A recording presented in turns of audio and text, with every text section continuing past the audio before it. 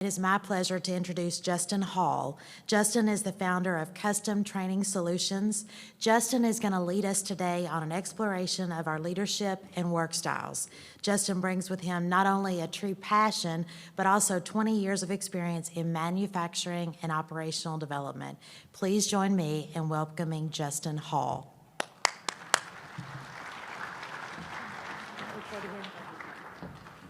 Hello, everyone. How are we doing? Everything going all right this morning? Does anybody think I need to update the profile picture? Yes, a couple of folks saw me and said, "Are you that guy?" And I said, yes, I've just been going through some facial exploration. So I will try to update my photo, but thank you for being here. And I hope you're ready to have a little bit of an interesting session. You're not going to get to sit still very long, so be ready for that, because I want to explore for just a moment what kind of leader that we really are. Not the technical pieces of what we do, not whether we understand how to create a really good spreadsheet or maybe facilitate a meeting or make sure we keep up with agendas, but how we truly lead our teams, whether we're supervisors within an organization, whether we're just overseeing a project, but how we interact with those around us, how we view those crucial teammates, those crucial resources that we have, to be able to leverage them in a way that we get more tomorrow than we've ever been able to achieve. That we're able to take what we have today and do something with it tomorrow that's absolutely extraordinary. Now, my disclaimer is, as we get started, I'm not going to show you how to get more funding. Can't do it. Not my expertise. I'm not even going to talk to you about how to make sure that you fill some open seats on the team or hire some more resources. If I could promise you funding and I could promise you resources, I would have somebody walking around the crowd right now with buttons, and I would ask you to vote for me, because I could probably get elected if I could fix those two things, but I can't do that. So what am I going to do? We're going to talk today about how we view those resources that we have that truly make us successful. Because it doesn't hinge on funding. I will promise you, if you look at the statistics, I don't care how much funding you get today, we know it won't be enough tomorrow, right? I don't care how many people we add on our team, as the requests grow, we'll need more. But how we view those resources are the crucial pieces that decide whether we will or will not be successful in all the ventures that we choose to pursue. In everything that we take on and we want to be effective at, how we view those around us is the key factor, that paradigm. Because the paradigm, those glasses that we see through, help us understand, and this is something I've devoted my career to, that what we believe is what we manifest. What we believe is truly what we see.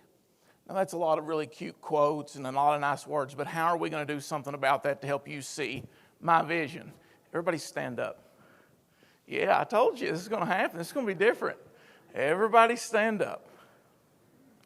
All right, I want you to think about yourself, and I'm going to give you a couple of little notes to start us with. Before I show you the next slide, it's okay to be who you are. No one is any better than anyone else, and what you like is fine. Don't worry about where everyone else goes. You're sitting next to probably coworkers, friends in the office. They may not be going where you're going. That's okay. Just follow me for just a moment. I want you to think about yourself, and I want to say, am I a fast-paced and outspoken person, or am I cautious and reflective? Am I fast-paced and outspoken, or am I cautious and reflective? If you think you're fast-paced and outspoken, I want you to move towards the back of the room. If you think you're cautious and reflective, I want you to move towards the front of the room. Just create a little separation between you. It's all right, think about it. Fast-paced and outspoken, cautious and reflective. Fast-paced, outspoken, go back there. Cautious, reflective, come this way. Come on, it's okay. It's fine. Watch me, oh no, who am I?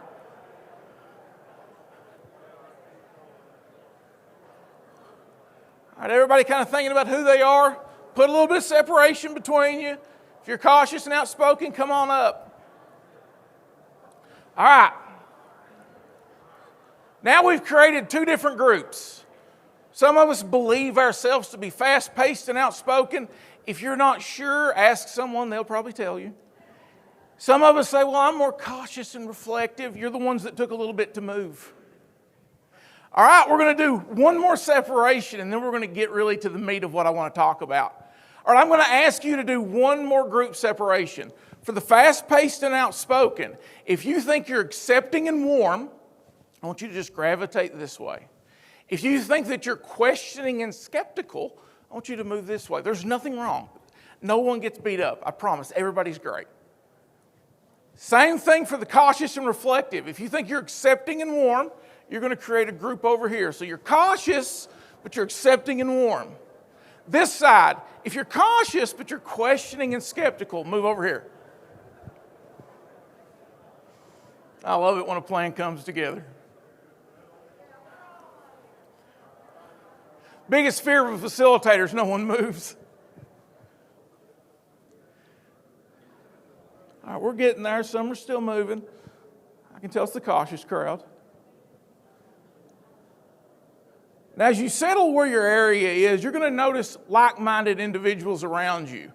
Now, how you were setting before probably was a social structure created by work.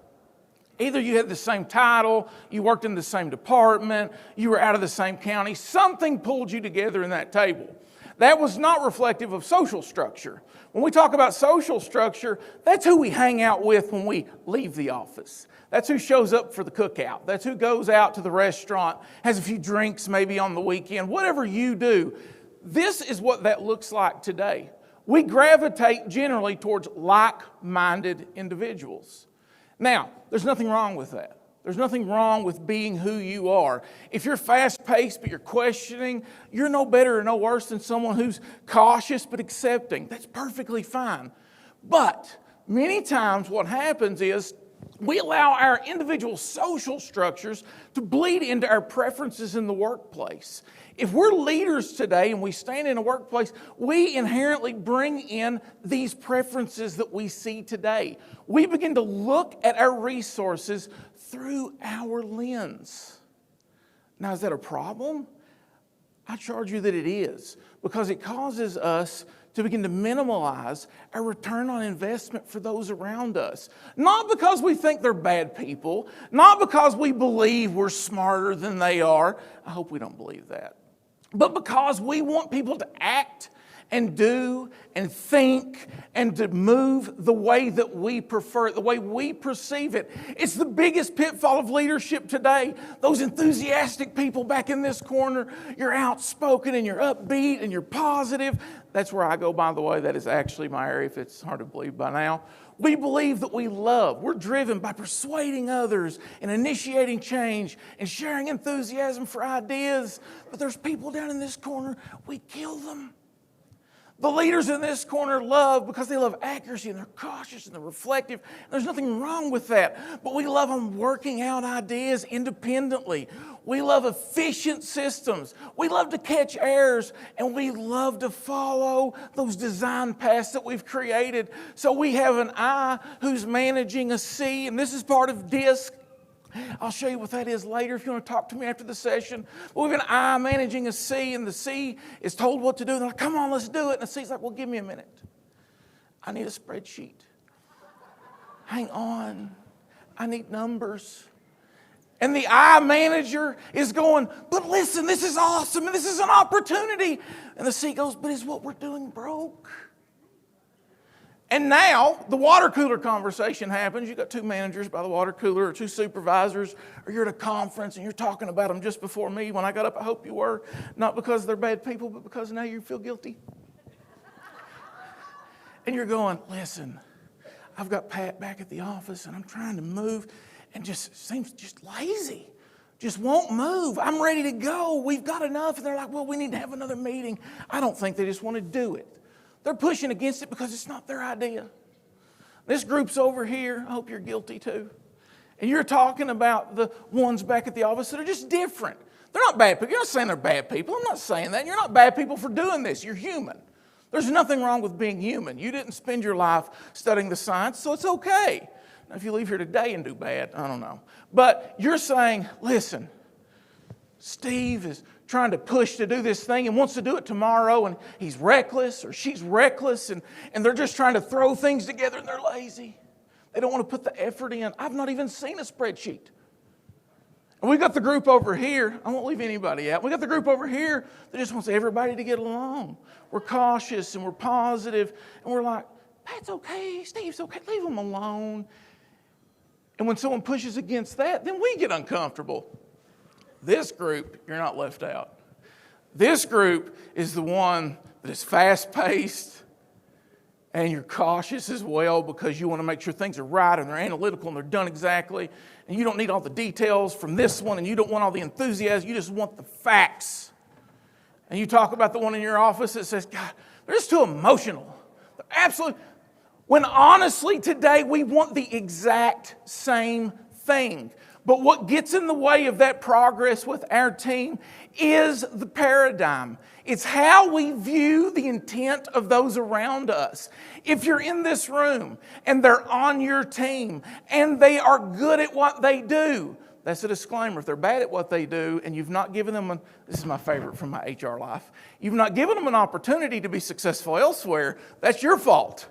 But if they're good at what they do, but they do it differently than you, and you don't allow them the ability to explore and to be able to bring a flavor, a difference, a different viewpoint to your team, you are minimizing the impact of the differences that make us powerful. Socially, it's perfectly fine to hang out with like-minded people. It's awkward if you don't. We've been there, done that. Somebody bring a friend that's just not exactly part of the group. It's awkward. But I want to challenge you that in the workplace, the thing that makes them frustrate you is the thing that makes them unique and needed tomorrow, because they bring the spreadsheet. They bring the energy. They bring the synergy. They bring the forcefulness to be able to create amazing things tomorrow. We are struggling today with an inability to fill the seats on the bus that we've never seen. We're struggling with an ability to get funding to make things happen in a way that we've never seen before. But I argue that today it is more important than it has ever been to leverage those around us to do the extraordinary.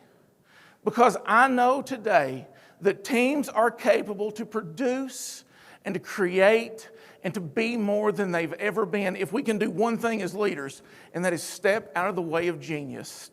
To get out of the way and allow someone to be different. I'm going to tell you the most value that was ever brought to a team that I managed, and I've done very different sizes, anywhere from 3 to overseeing around 10,000. And I want to tell you the thing that brought power is somebody that was willing to step in and go, have we thought about this? I'm one of those. I don't do spreadsheets. I will jump and then see if there's a bridge. That's who I am. I know it's hard to believe, right? That is who I am. But I want to tell you, in my studies and in my professional development, I have found that the thing that makes them unique is the thing that makes them needed today. I want to charge you, I can't change and give you all the things around this. That's a whole other session. But I want to charge you to think differently when you walk away from this conference about those around you than you've ever thought.